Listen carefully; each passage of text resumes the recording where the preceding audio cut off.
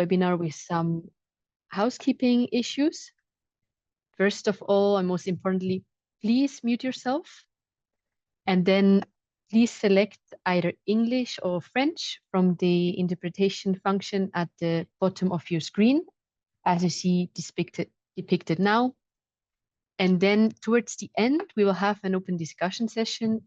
So your comments and questions are very much welcome at that point.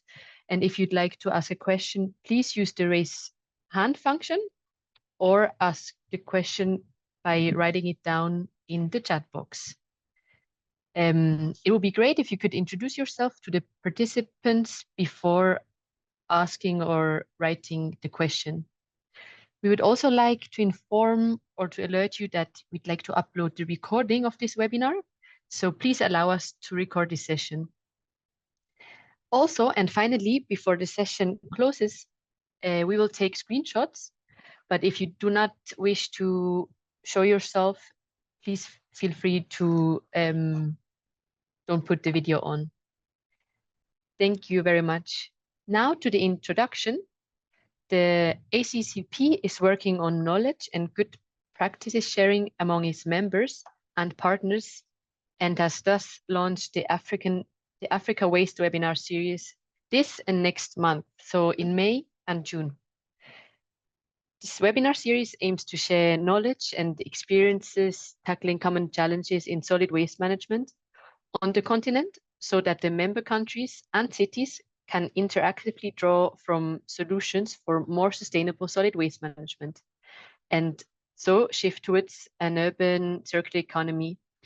In that, also sectoral greenhouse gas emissions reduction, etc. Today's second webinar focuses on awareness raising of the waste crisis and sustainable solid waste management being a crucial factor to move to action and change. During this webinar, ACCP will also officially launch the awareness raising toolkit, which includes a silent film, comic book, and an environment education guidebook. We also invite prominent speakers from our member cities, Kwenen District Council from Botswana, and community-based organization from Kenya. Starting off, we'd like to share this silent film, which is the first component of the awareness raising toolkit. Shio, please, the floor is yours. Thank you very much, Flavia. And then good morning, good afternoon, good evening, all. I am Shiho, Waste Management Officer from UN Habitat. Now I would like to show silent film.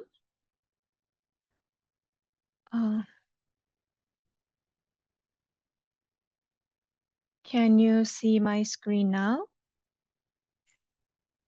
Okay, good, thanks. So before watch this silent film, let me briefly explain the background of this film. So UN Habitat conducted a survey in 2021 in Nairobi, Kenya, and Kampala, Uganda on household access to a basic waste collection service. Through this survey, we found that more than 90% of the population in slums do not have access to a basic waste collection service, while almost 70% of the population in non-slums areas do have.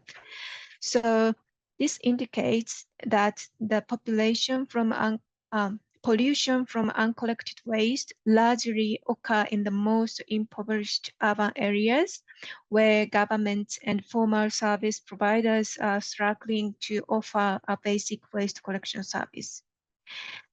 So the challenge behind this problem is affordability issue of the waste collection service. Our survey also reveals that majority of community-based organizations in Nairobi and Mombasa answered only 20 to 30% of households pays waste collection service fee, which making the CBO's business impossible to operate in economically sustainable manner. So, and then many of the youth working on waste collection services are working as a voluntary based to clean up the neighborhood. So from this background, we realized that there is an urgent need to establish sustainable financial stream for waste collection business. And then the aspect is like probably the first option is to raise awareness to increase the willingness to pay for those services among people living in slums served by those CBOs.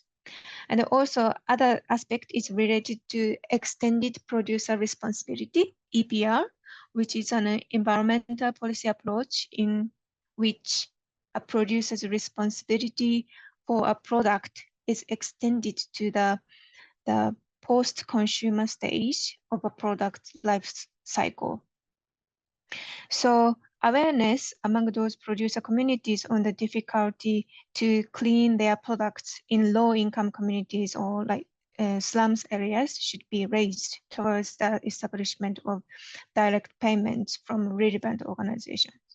So main target of this film include residents in low-income areas and informal settlements, also national and local government in charge of waste management and key plastic products produced in the continent of Africa. This film does not have specific language because we would like to increase the outreach for different countries in the continent who speaks more than, I don't know, but probably 2,000 languages. So, and also the target audience also possibly include people with no or lower education as well as kids. Therefore, the contents include lots of animations. So now I would like to show the video.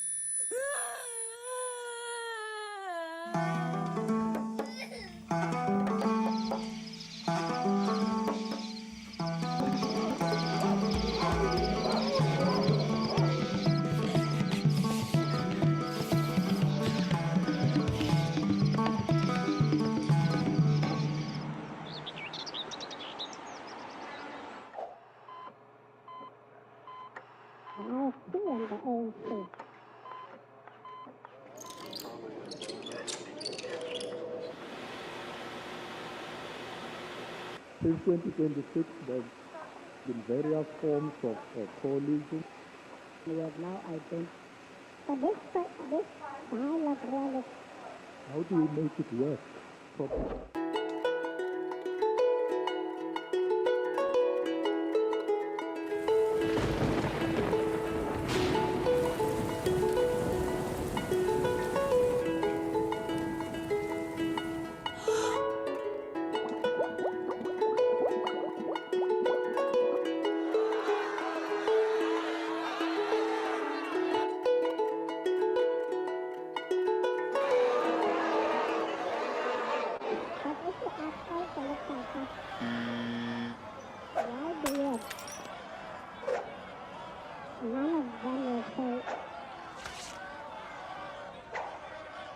We want resources, all of them.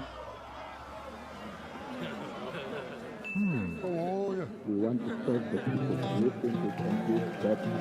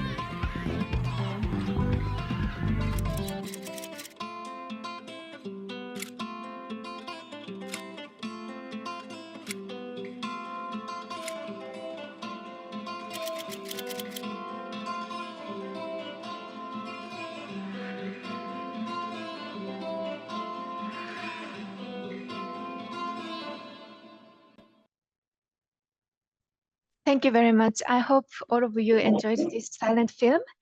And then this video, the film will be uploaded on our ACCP website from today, from now on. So you can go to the website and then watch it again and also use this film for your activities. Thank you very much. Over to you, Flavia. Thank you so much, Shio.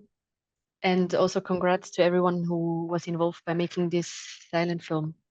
As Shio just mentioned, and in relation to this willingness to fund or rather pay proper waste management services and specifically waste collection, we would like to invite our first presenter, Mr. Dennis Chuma, the founder and director of the Safi initiative, which is based in Kibera, Kenya, and has also other branches in different parts of the country. Safi is a youth-led organization implementing waste management through weekly door-to-door waste collection, recycling. They're also involved in water, sanitation, and hygiene, tree growing for green spaces, school and community awareness through sensitization and public dialogue, as well as mentorship for young mothers and youth. This initiative has recycled more than 3,000 tons of plastics, organic waste, paper waste, electronic waste, and inorganic waste. They work with 100 youth, all below the age of 30 years old, both boys and girls. Mr. Chuma, are you ready to present? If so, the floor is yours. Yeah, so thank you very much for the good presentation. Maybe, yeah, just to start, I'll request Gino to play a video for us. It's like a 1-minute video just to give an insight of what we do. Then I'll be able to take us through the other presentation for some time. Thank you. Okay, let me start the video now.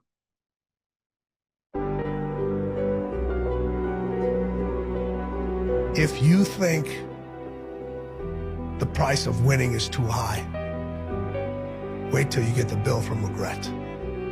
And that bill from regret is generational. When you can't control what's happening to you, control how you respond to it. That's where your power is. Bravery is not the absence of fear. Bravery is feeling fear and moving forward anyway. The greatest version of you is not the I can do anything version of you. The greatest version of you is the disciplined version of you. The greatest version of you is the version that has parameters. No, I don't do that. I don't drink that. I don't go there with these people. I'm focused. When it feels scary to jump, Ian, that is exactly when you jump. Otherwise, you end up staying in the same place your whole life. What if we have that kind of attitude? The car's repossessed. Nobody believes in you. You've lost again and again and again. The lights are cut off, but you're still looking at your dream, reviewing it every day and say to yourself, it's not over until I win. But remember, dreams without goals are just dreams. I have never met anybody who became incredibly successful in any area of their life until they had suffered and sweated and sacrificed and kept their focus and fought through tears and trials and tests.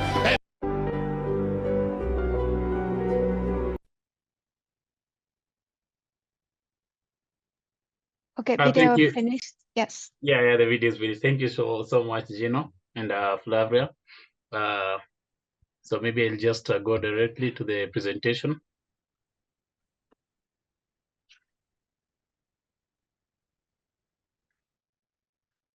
Yeah, so I'd love to take this opportunity once again to thank everyone for joining, and it's a very good insight just to share some of the things that we do in the community and waste management.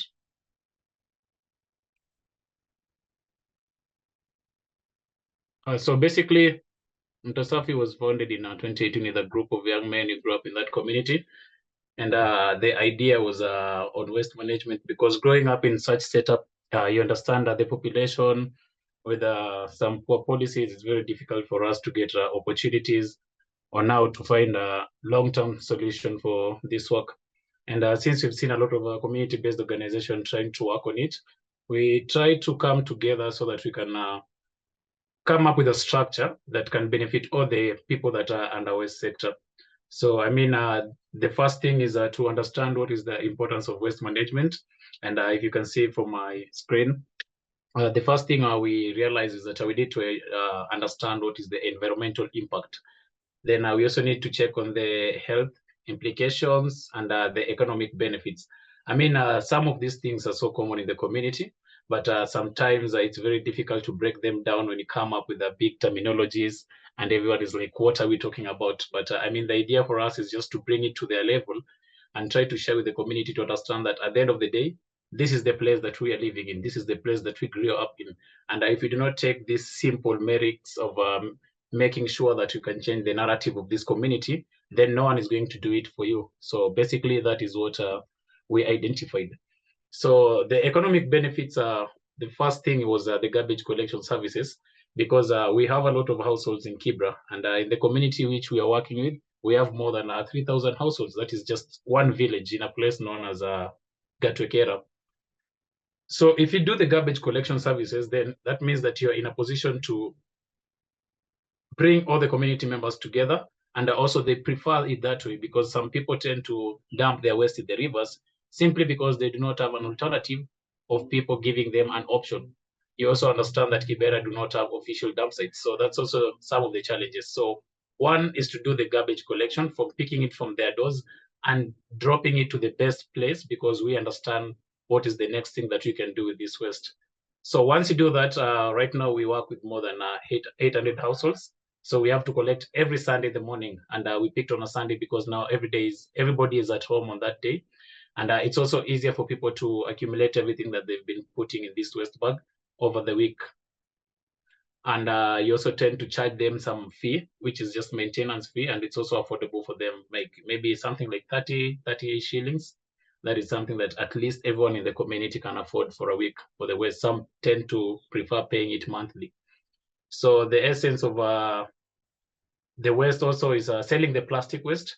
So when we started, we realized that the amount of the biggest percentage of waste every week is the plastic. So we wanted to find an alternative to the plastics. And the way we did this was partnering with the local companies, trying to find markets and bring it closer.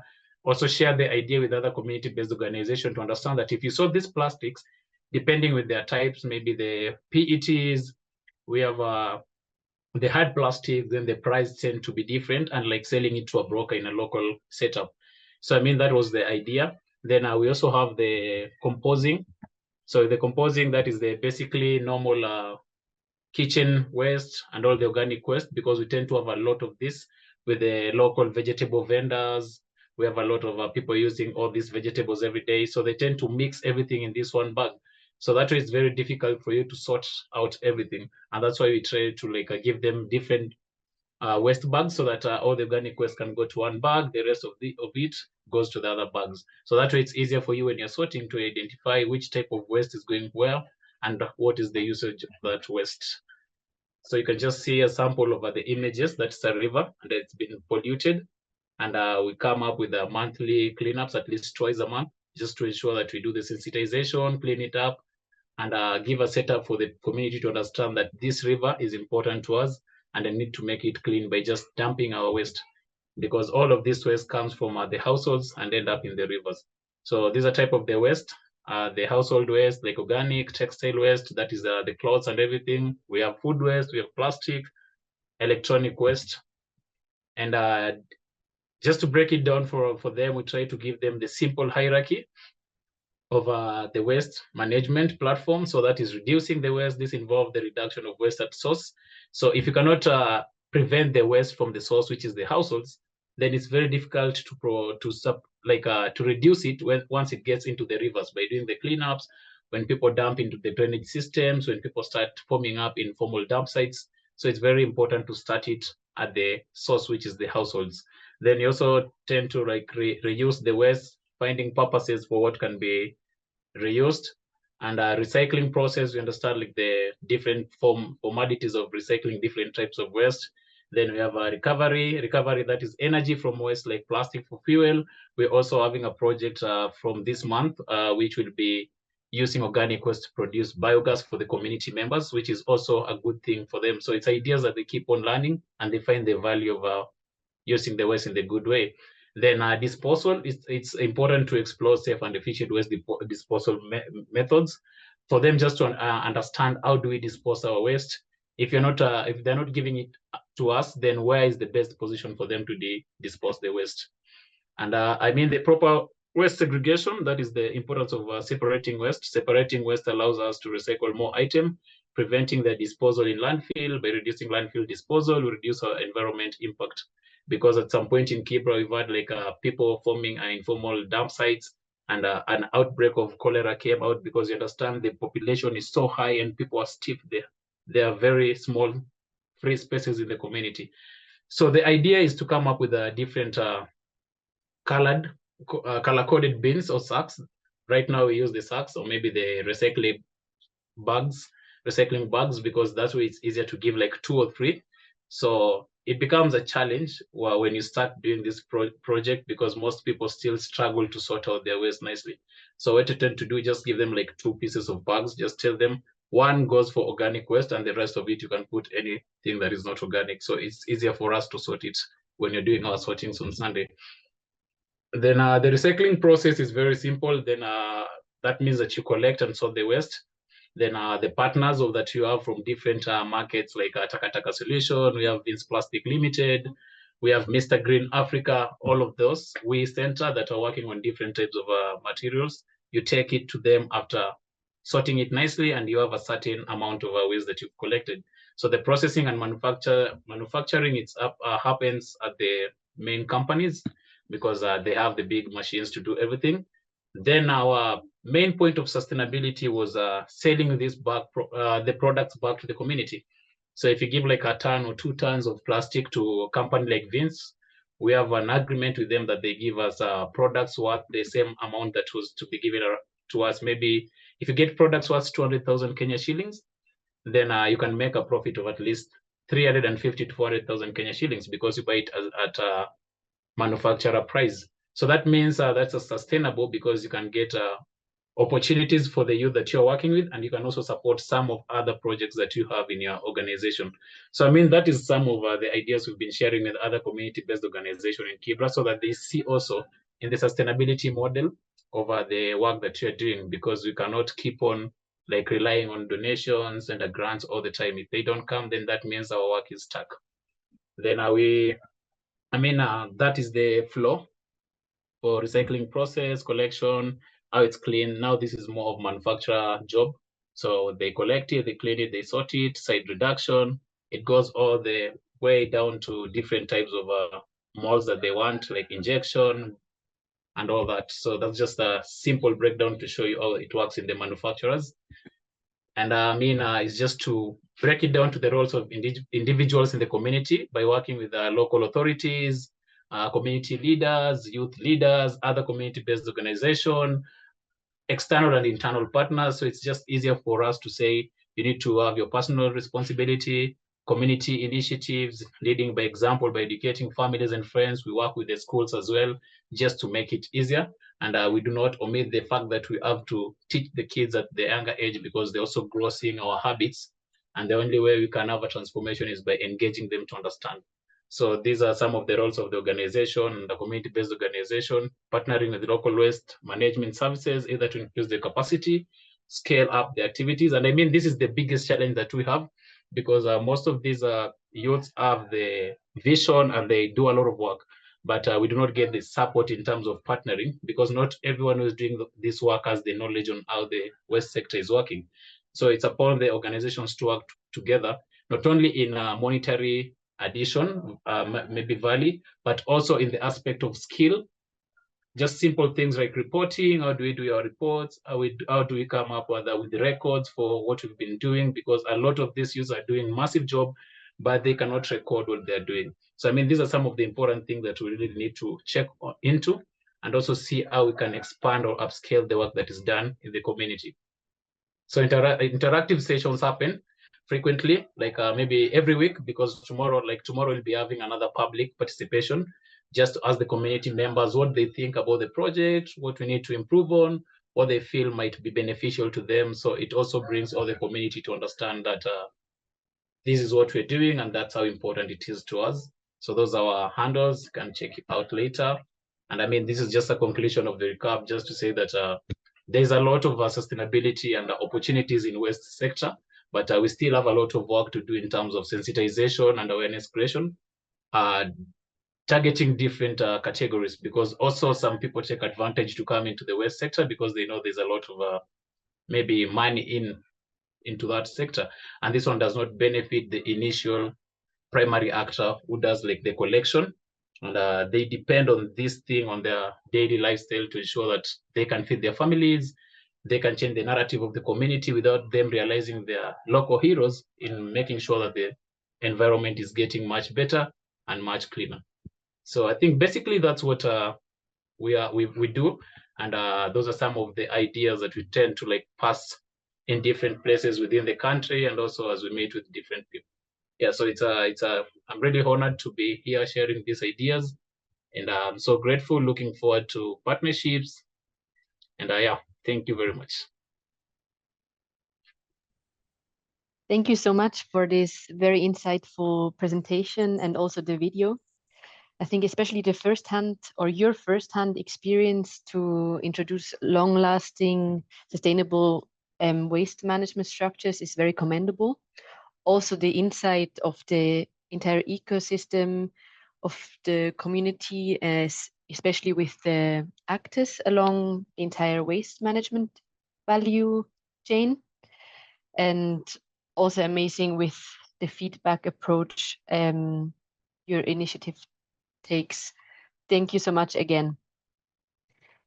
And with that, we'll move on to the second component of the awareness raising toolkit, which is a comic book. The title is My Waste, Our Wealth. And Gio, please, you can take the floor again to introduce the comic book. Thank you.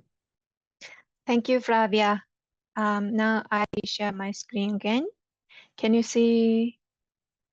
Okay, great. So now, as Flavia told, the second component of ACCP's awareness raising toolkit is a comic book on 5 R's. The title is My Waste, Our Wealth. Let me quickly introduce this comic book.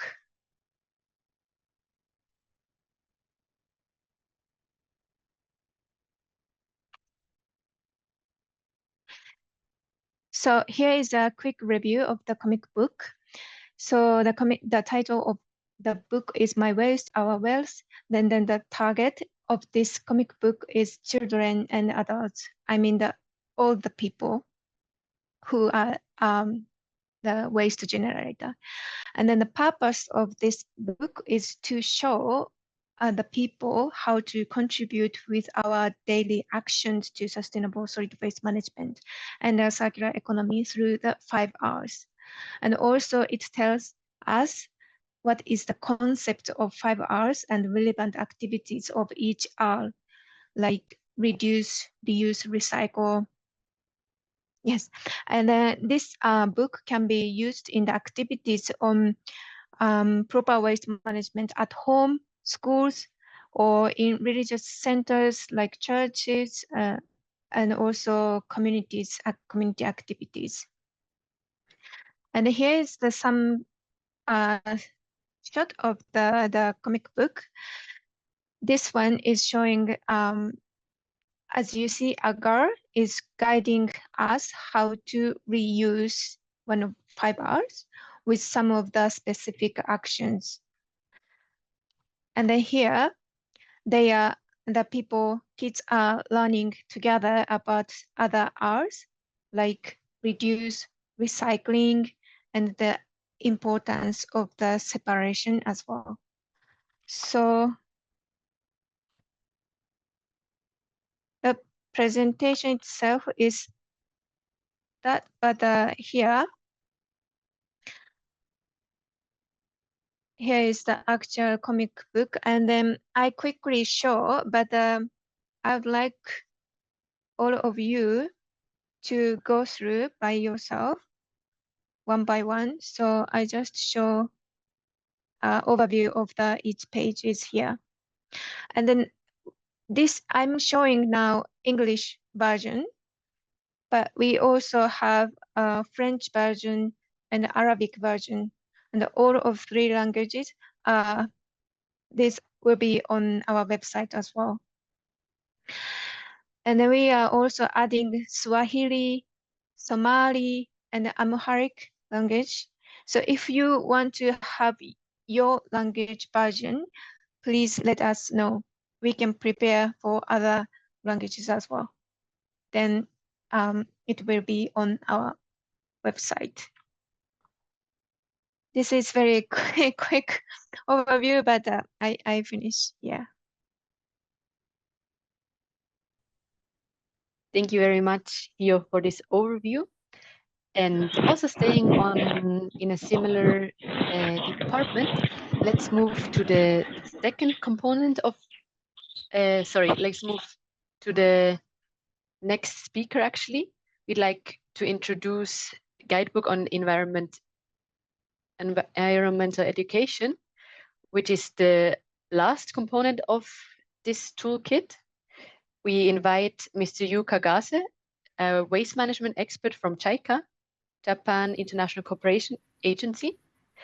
Mr. Kagase worked for a Japanese electric power company for more than 10 years, where he was involved in a wide range of areas, including electric power sales and relationship building with customers.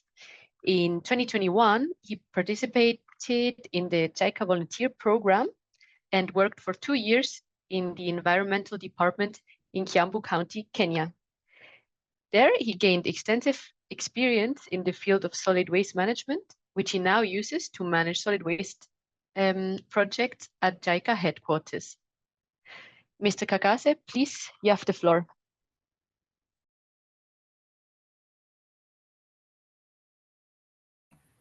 Okay, thank you, Flavia-san. So, just a minute. Sorry.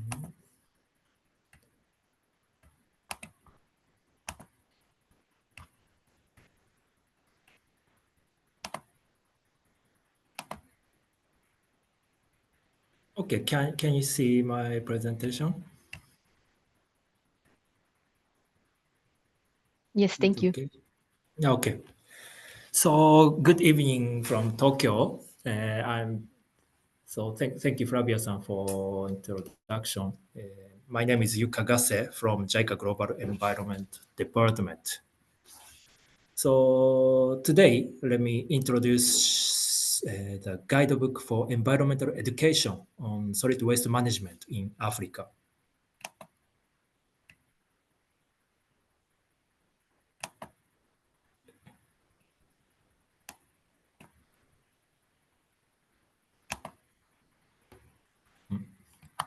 Okay, so what is this guidebook? The guidebook was designed for JICA volunteers engaged in environmental education in African countries. JICA volunteer, officially known as Japan Overseas Cooperation Volunteer, is one of JICA's program. It has sent a total of 56,000 volunteers around the world since 1965. Since the late 1990s, over 1,100 JICA environmental education volunteers have been deployed to all over the world, including African countries. The guidebook aims to help JICA volunteers develop and implement environmental education programs during their 2-year terms of activities. The knowledge and experience of past volunteer is brought together to it. It provides many examples from actual activities of past volunteers.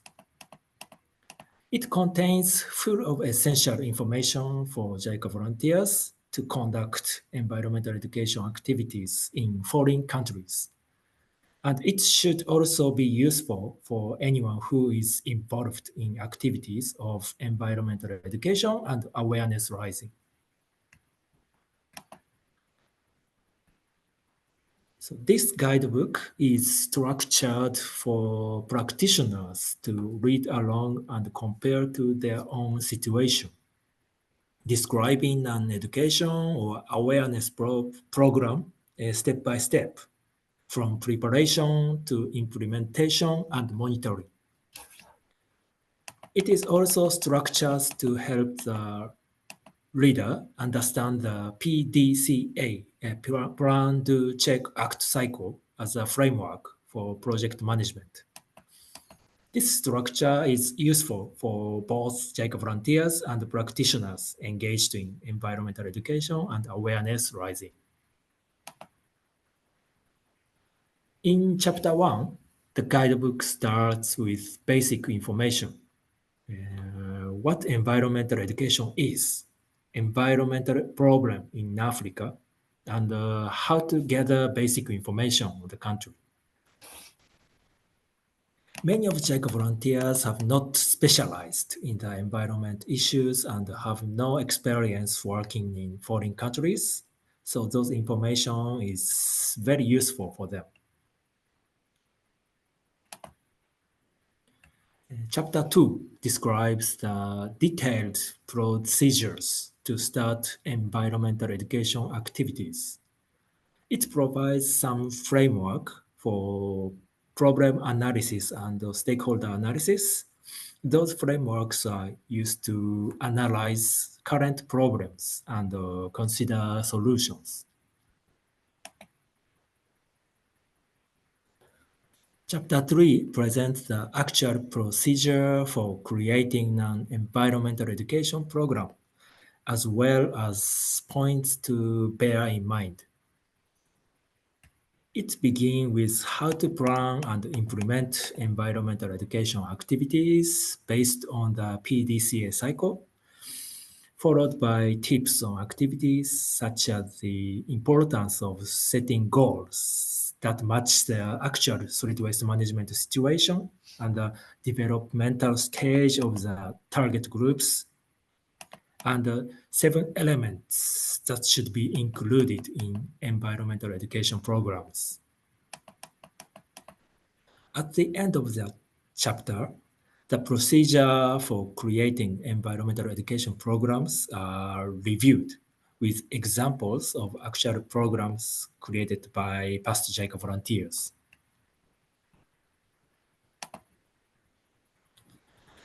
Chapter 4 describes the key points to keep in mind when implementing environmental education activities, as well as monitoring, evaluation, and reflection on the activities. As we have seen, this guidebook is practical as it shows how to follow the flow of environmental education activities from the beginning to the end. The appendix contains examples of many environmental education programs and teaching materials, which can be used as a reference for your activities. This guidebook is not only useful for JICA volunteers to use in their own activities, but also to share with their counterparts, understand and put into practice together with them, which is expected to facilitate collaboration with their counterparts.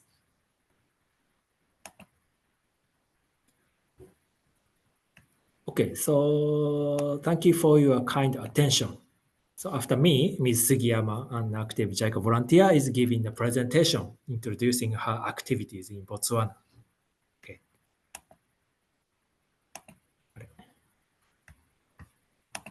Thank you very much. Okay, thank you very much. It is great to see that you are moving from an I to we perspective with this guidebook. And I also think it can prove very efficient to have a guidebook or educational material training and educating volunteers to then even spread it further. And perfect, also you already mentioned, Mr. Kagase, today's last presenters are from one of the ACCP member cities from Botswana, the Kwenen District Council. We invite two speakers from Kwenen District, Ms. Mami Sugiyama, a JICA volunteer, and Mrs. Kultuano Fembo, the ACCP focal point from the District Council. Ms. Mami Sugiyama is a JICA volunteer working at the Kwenen District Council, aiming to tackle waste management issues in Botswana. With a master's degree in engineering from Osaka Metropolitan University and 5 years of experience in a global cleantech company specializing in waste to energy and renewable gas, Ms. Sugiyama brings a wealth of expertise to this role. Her motto, Chiko Ichi, is Japanese, meaning awareness comes only through practice. It underscores her belief that small individual actions can collectively create a better world. Outside of her professional endeavors, Ms. Sugiyama enjoys exploring Botswana and likes spending her time playing with neighboring children. Her presentation will be followed by Mrs. Kultuano Fembo's comments on their work. Thank you so much, and please, you have the floor. Thank you to introduce us. Yeah. Can you see the screen? Yes, thank you. Yeah, thank you. Thank you to this opportunity again to introduce my activities regarding breathing awareness. My name is Mami Sugiyama, JICA volunteer. My assignment is waste treatment. After my presentation, I have Mrs. Fembo. She will give us the comments. So let's get started. This is contents. First, I'll introduce myself, then introduce my recipient organization, then goes to activity, then conclusion. So first, again, my name is Mami Sugiyama. I came to Botswana in October 2022, and I go back to Japan October 2024. And yeah, I used to work at the company to build waste to energy plant as an engineer for 5 years. For 5 years. Then let me introduce my recipient organization, Kwenen District Council. I'm working at Public Health Department for Kwenen District Council. Due to decentralization, Kwenen District was divided into 3 districts last year. The map shown is previous Kwenen District, but we are still Kwenen District. And administrative village is Borore, where I live in now and where I work. Then this population is over 70,000, and it's located 60 kilometers away from Gaborone, that is capital city of Botswana. And the Public Health Department is in charge of landfill operation. Hamudbu Regional Landfill is the largest landfill in Botswana. That land is 80 hectares. Then we have 5 cells where the waste is disposed. One cell is 200 meters by 200 meters. It was opened in 2009, and it's planned to close in 2029. Then one of our challenge is that we receive a lot of waste, more than we thought. Our landfill was designed to receive 65,000 tons in a year, but in actual, we received over 80,000 tons of waste. Let's move on to the activities. So first, I'll introduce waste categorization surveys. Some of waste is just thrown as unnecessary items that can't be used anymore. But there are also recyclable items that can be still used. And nobody knows what kind of waste are there until it's opened. So this objective is to find the weight ratio of waste items, and result will give us ideas to promote recycling. Despite limited resources, we did it with readily available materials, such as plastic bags, labels made of waste paper, or sellotape, gloves, and masks. And also, 3 attachment students worked with us during the survey, and I hope they will make use of their experience in the future. And this is the result about Molepolole. Blue-colored recyclable items can be reclaimed in the landfill. Total of these weight ratio is 18.7%. So it means the potential of recycle rate is about 20%. On the other hand, our reclaiming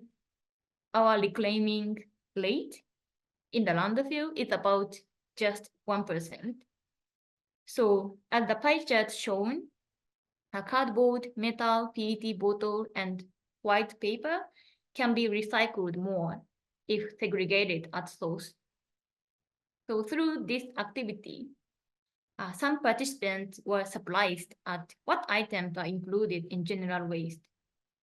So I think this activity raised awareness regarding 3 environmental behavior driving elements that referred to the guidebook Mr. Kagase introduced.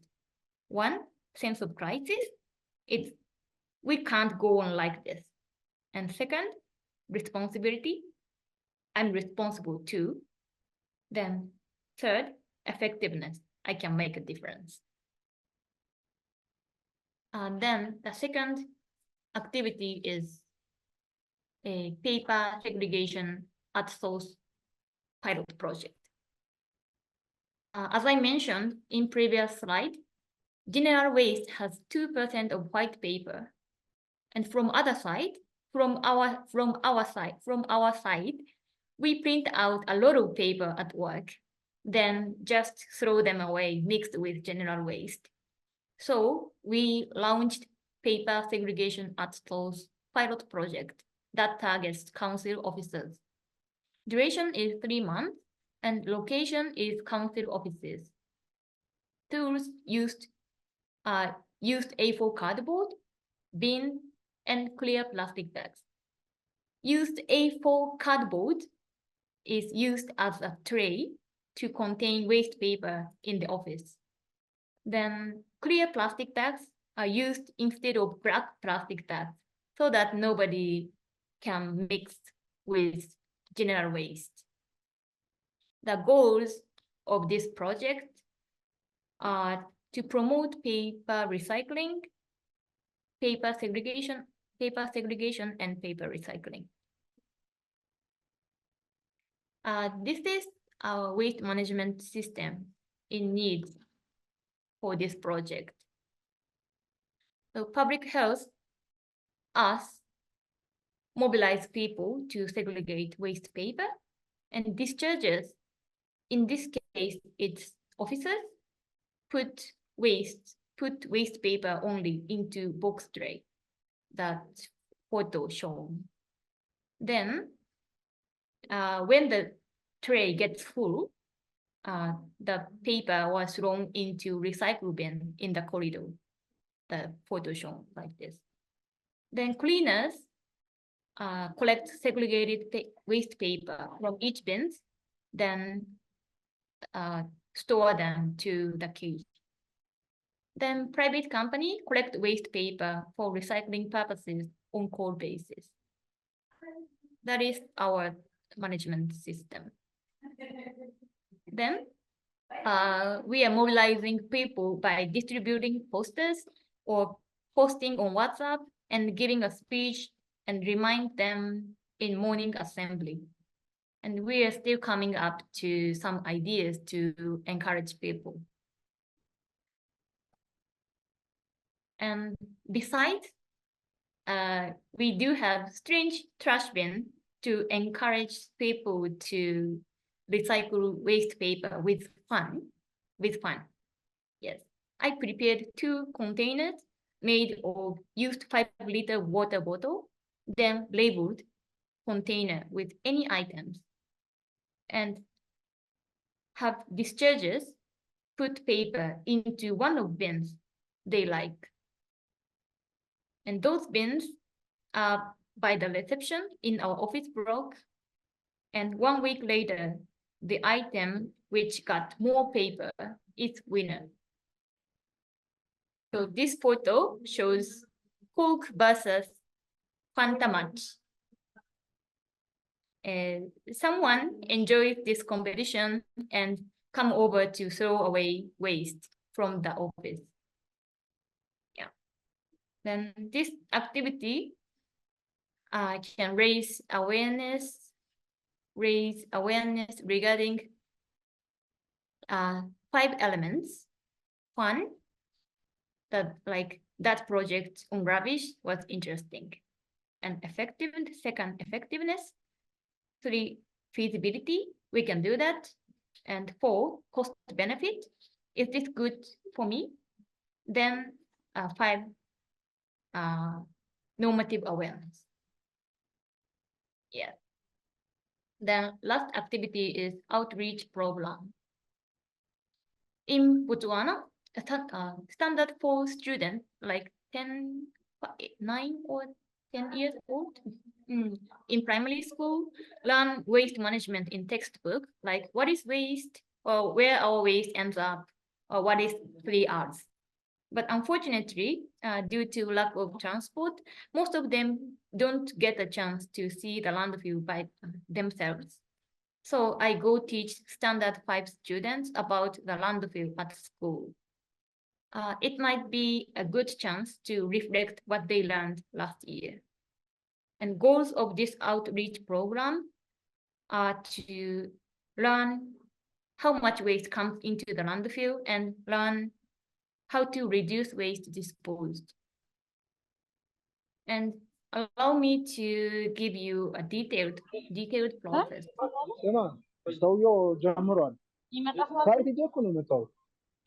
After introduction and ice break, I let students.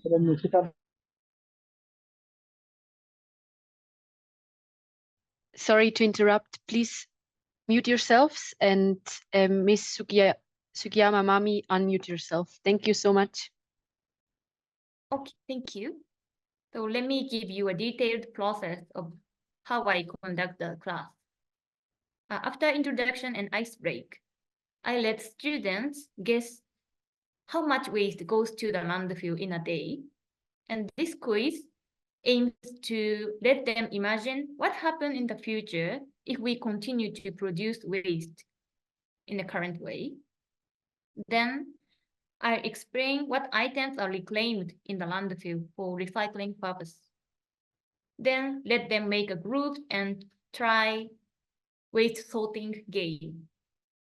And after the game, I let them think how they can reduce non-recyclable waste. So students learn how to reduce waste disposed in the landfill through this process. And for way forward, we hope to introduce paper segregation at source. Then I hope this program will raise awareness regarding 3 elements: fun, sense of crisis, and responsibility.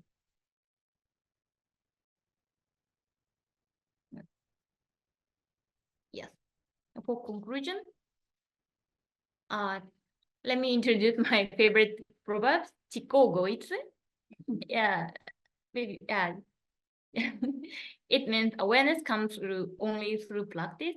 I would like to raise environmental awareness through making a chance to practice.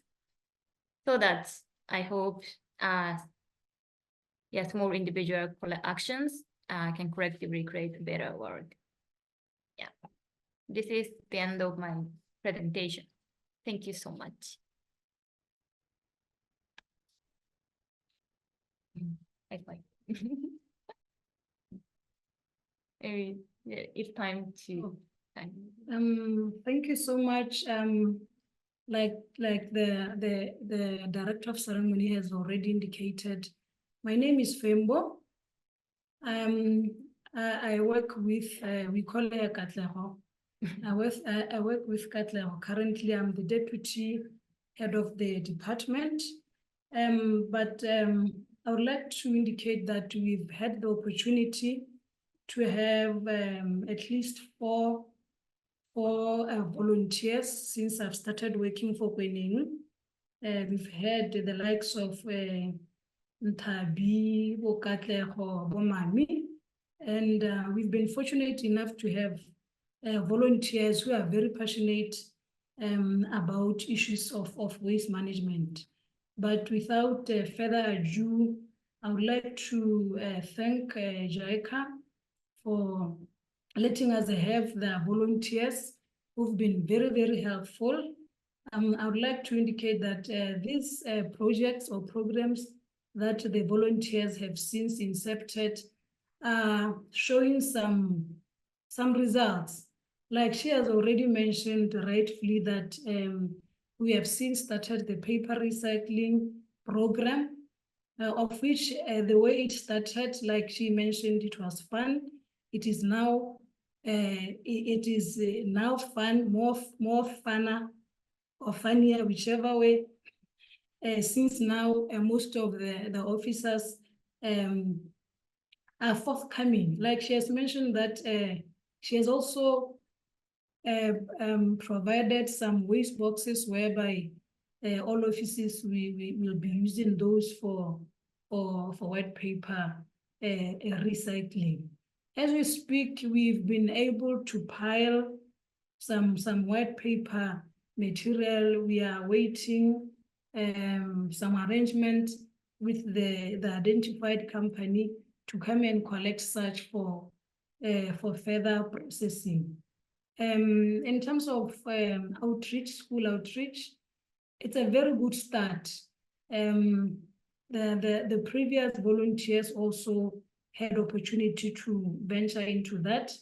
We've seen the results at schools. We've had some other schools having resuscitated the environment clubs dealing with issues of environment. We've seen some other students from various schools getting into issues of recycling waste or reusing waste. We've seen the likes of some other schools having students or kids having posters or having art materials in regards to issues of waste management. In terms of waste categorization, it's a start for us. Like she has mentioned that we are starting with the office here. It's a pilot project. We are hoping and expecting that we should increase the scope. The intention is to ensure that we increase the scope, we include other facilities. We have a lot of institutions under the government. We have a lot of schools in Kwenen alone, her jurisdiction. We have about 40 primary schools. We have about 11 junior schools. We have more and more institutions whereby we can actually increase the scope or mobilize other institutions to venture into waste sorting, as this can also help us in terms of the management of the landfill, because the less waste we get into the landfill, the more years we expect the landfill to keep on operating. In my closing remarks, I would like to maybe indicate a few challenges, although she has mentioned some of them. We are currently having some challenges of transport, but we don't sit back and say we don't have transport. We try by all means that we rationalize whatever resources we have. Hence, our volunteers are able to come up with some program. The other issue is we are running short of funding. We try to use whatever we have in the office, but the the plan or the objective is to make sure that when we do plans and when we budget for such issues of waste management, we should make sure that we cater for such issues. In conclusion, Director of Ceremonies, I would like to appreciate and thank the government of Japan to have given us volunteers like her. I was hoping that if it's possible for us to request for her to stay a little bit more, we would kindly ask for her to stay until next year March, but we really appreciate it. Thank you so much.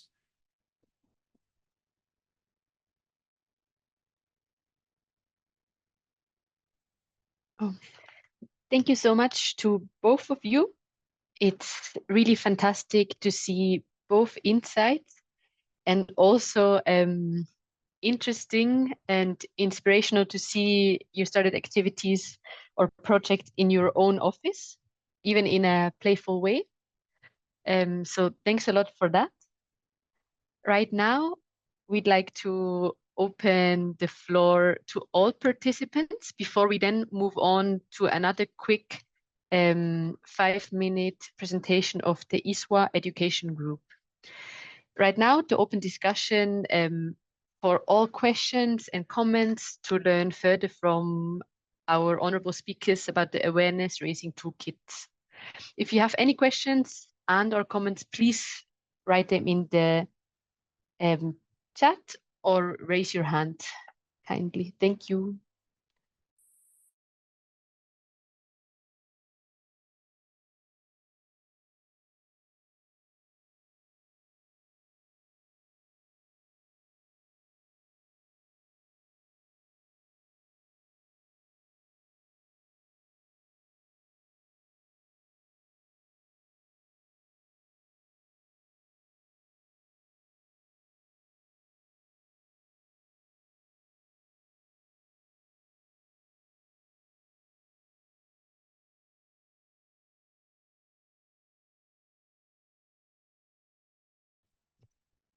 Okay, to give participants a bit more time, if you allow me, Mr. Dennis Juma, may I ask you a questions on your community cleanups?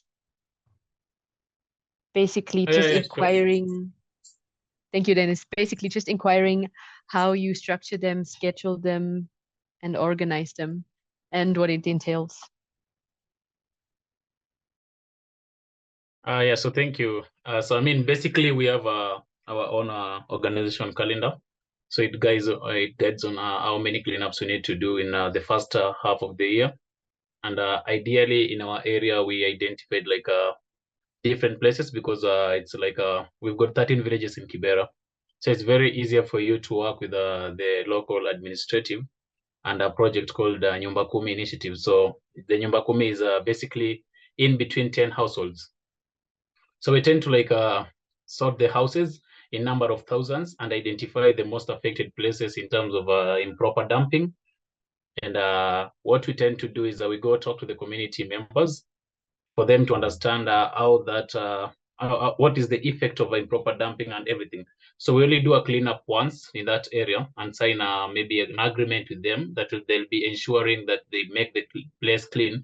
And the only way to make it clean is by getting some alternative to dispose their waste. So I mean, that has really worked easily for us.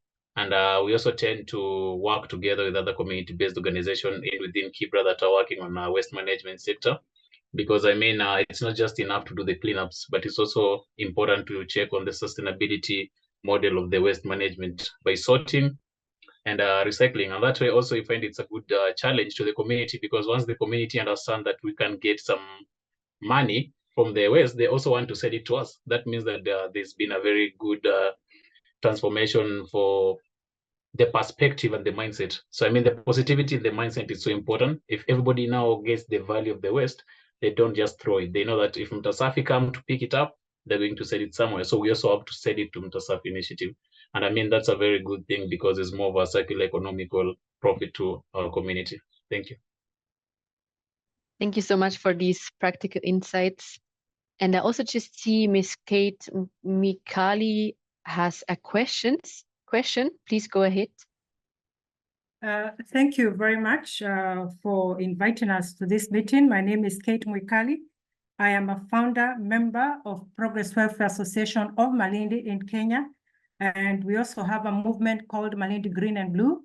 I would like to thank Flavia and Shiho and Jeremiah, well done for the job that you're doing. And also Mami in Botswana and her team. Now, my question is to Jeremiah. The Mtasafi initiative is really, I see you've really created jobs. Malindi, we started monthly cleanups every second Saturday of the month. We're on the 5th year now. And since we started, we've seen a lot of jobs being created. We've seen a lot of, we've created awareness because that's the platform we use. Now, we have one challenge in the activities, or one of the products, or one of the waste products that we have is diapers.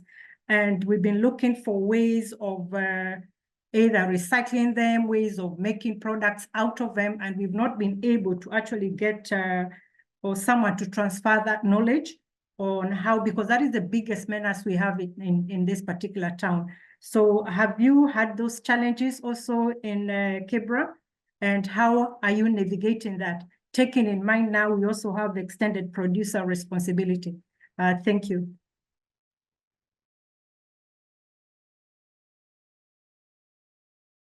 Okay, so thank you very much, Kate.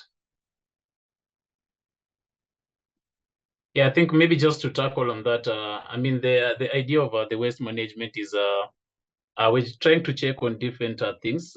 First of all, it's important to identify and understand the policies by our government.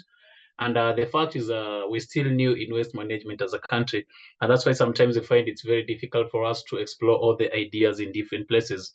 And just as you're talking, I mean, it depends with the setup of a region, because in a place like an informal settlement, or maybe let's talk about Mombasa, sometimes the biggest challenges that we encounter as community-based organizations is that we are trying to come up with solutions.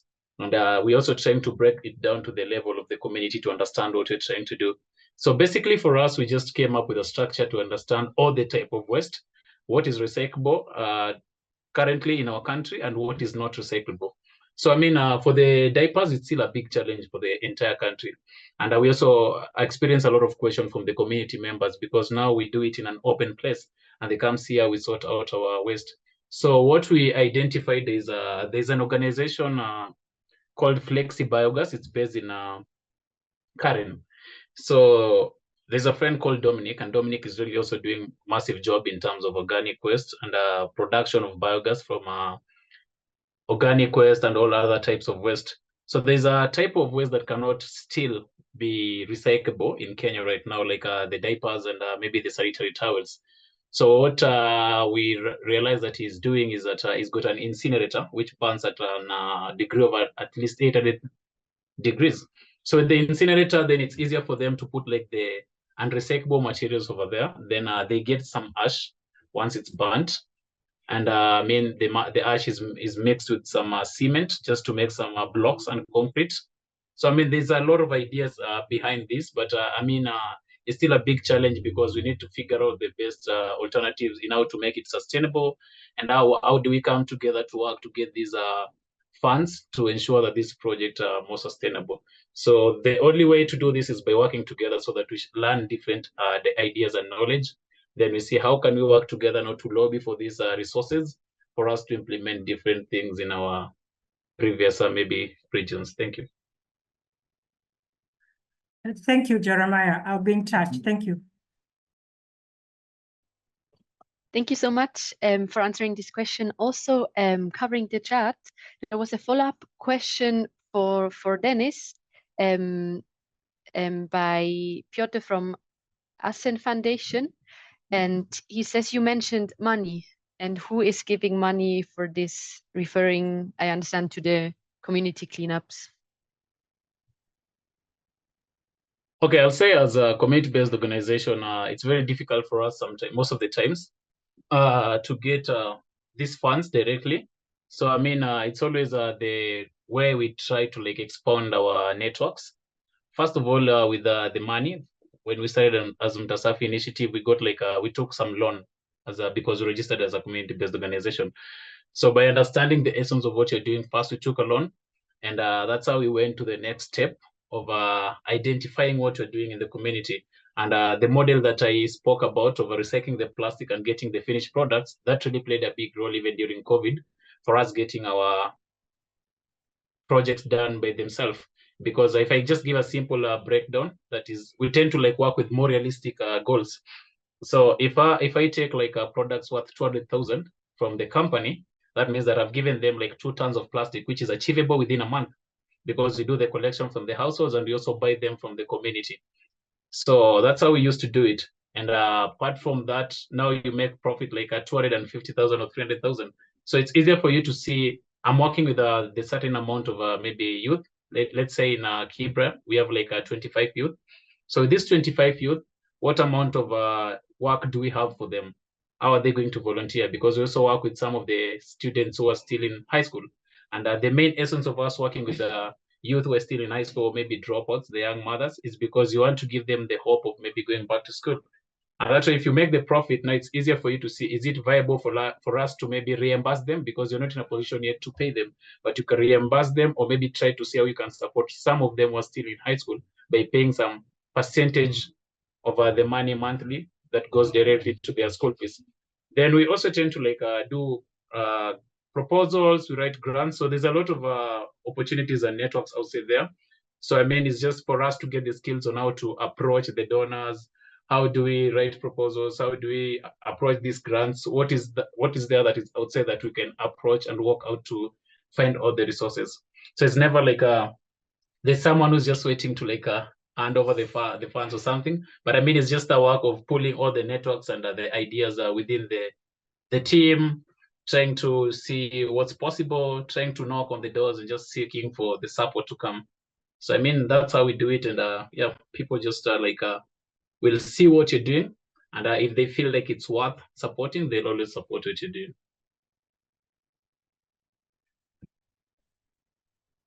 Thank you so much. I hope this answered the question. Are there any further questions or comments or questions to other speakers?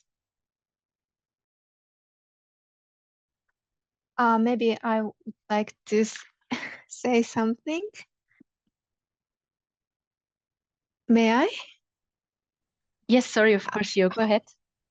Thank you. Thank you very much for all the presenters, speakers today. I think this is not a question, but just a comment. I think one of the strong point of the African Clean Cities platform is sending volunteers from JICA to the member cities or countries. Also, I think it's not only for the local government, but also non-governmental organization, NGOs, could host the volunteers, I think. So I really impressed the activities that Ms. Mami Sugiyama showed today. And then I think with her expertise, many activities were done in Kwenen District. And I hope her activities are really replicable in other Botswanan cities, also other African cities.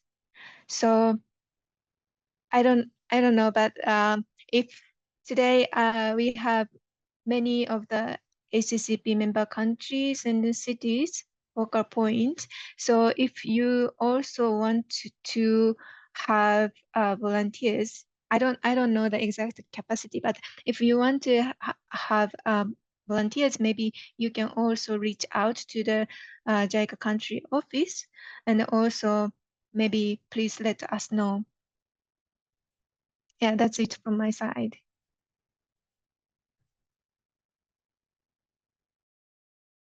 Thank you very much, Shio.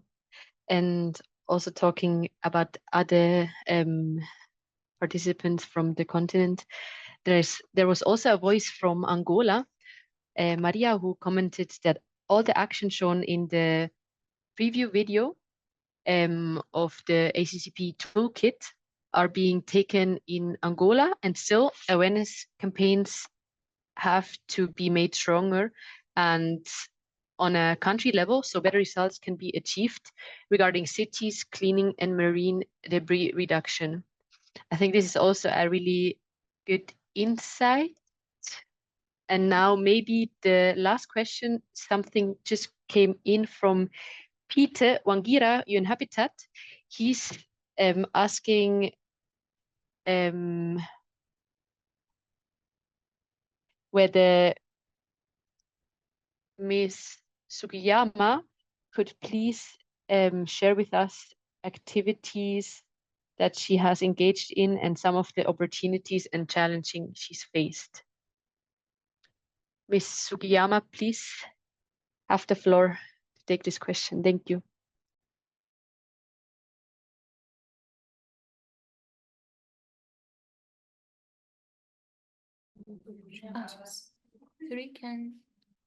Sorry, I didn't get. Yeah. Sorry, no worries. Let me repeat. It's basically whether you can tell us more about your active initiatives which you engaged in, and specifically the opportunities and challenges you faced in implementing them. To waste energy. All the projects. All the projects. To introduce waste to energy. I think this question is more about waste to energy. Your experience regarding the waste to energy initiative that you were engaged in Japan, I would say. Anything if yeah. Okay, thank you. To install waste to energy plant, that is there acceptable waste and not acceptable waste, like burnable and not burnable. So residents have to sort the waste at source, or so that so the public awareness is necessary.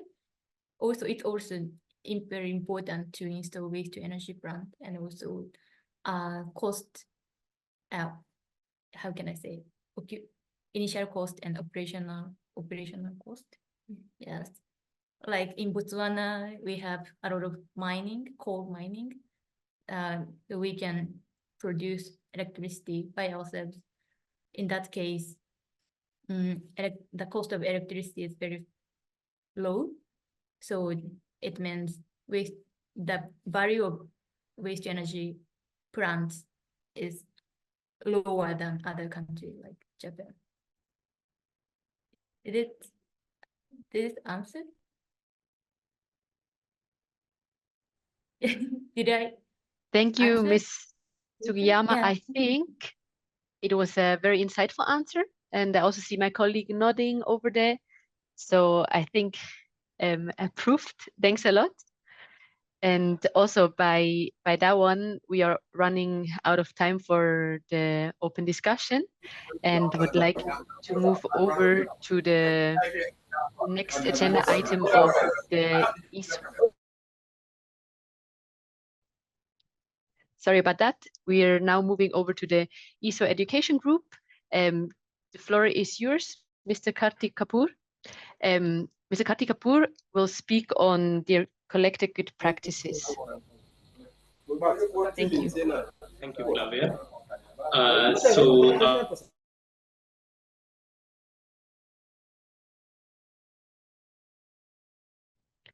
Mr. Kapoor, sorry, everyone has been muted again. Apologies for that. So I represent basically the International Solid Waste Association Working Group on Awareness and Education. We are a group of 10 people, active members who on voluntary basis interact and do activities in this space particularly. one of a recent activity, which was like the second time that we did in collaboration and support with Waste Wise Cities program and African Clean Cities platform, was a call for collecting best practices on zero waste communities. And the focus was that what type of awareness and education initiatives are happening globally. And we had a prize money for that close to €1,000. So this activity was concluded last year. Till September, we collected the practices, and we received a very good response of close to 75 best practices. And currently, what we are trying to do is to analyze the depth of those best practices, see what's happening in different geographies, like in Latin America, what's happening in Africa, and bring those things together on the resource platform that we have on our website. Other than that, one of the key activity which we would also be rolling is having regional webinars, and one of the webinar would be happening for Africa, where I will invite the speakers, like the submitters of this best practices, to come and share their insights, basically, on what they do at grassroots level when we talk about communication and outreach activities to achieve zero waste communities. On the screen, what you see are some snapshots. So this was the big poster giving most of the details about what this call was.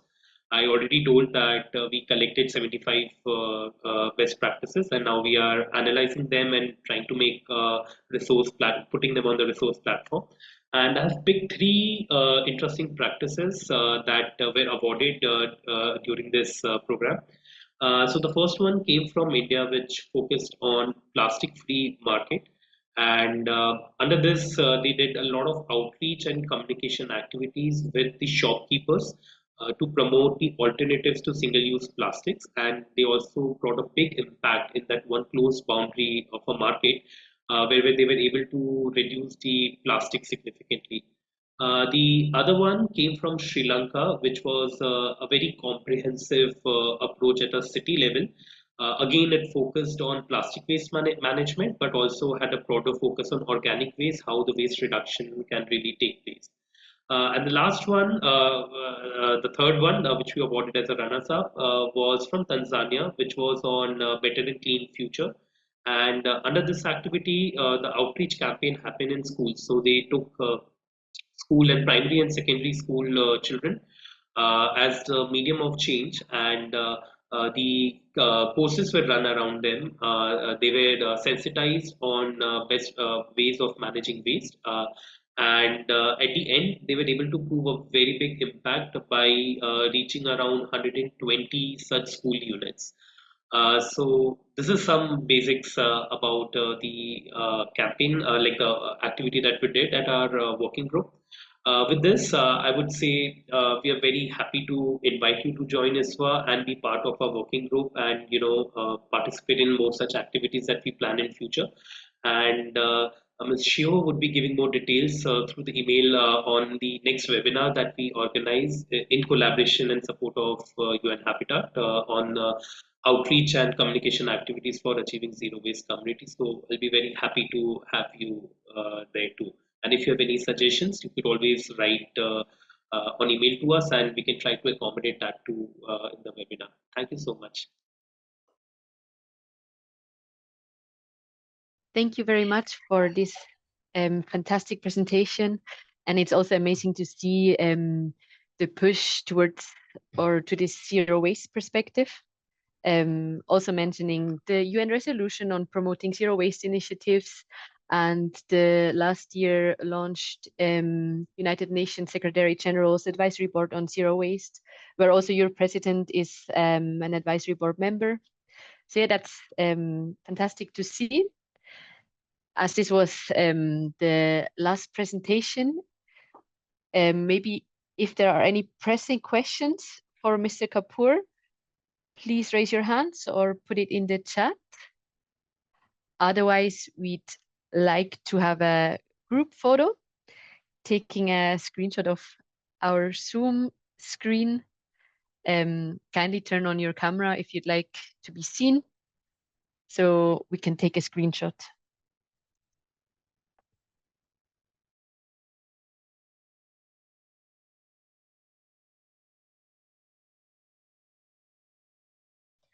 Perfect. Thank you. 1, 2, 3, smile.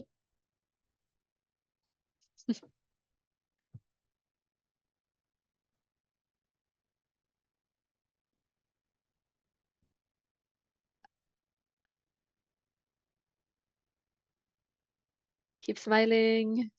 Perfect. I think now we managed. Perfect. Amazing. Thank you so much for joining today's session. And also be on the lookout for the third edition of this series. And we're happy to also welcome you in the next session. Thank you, everyone, and have a good day, evening, or night.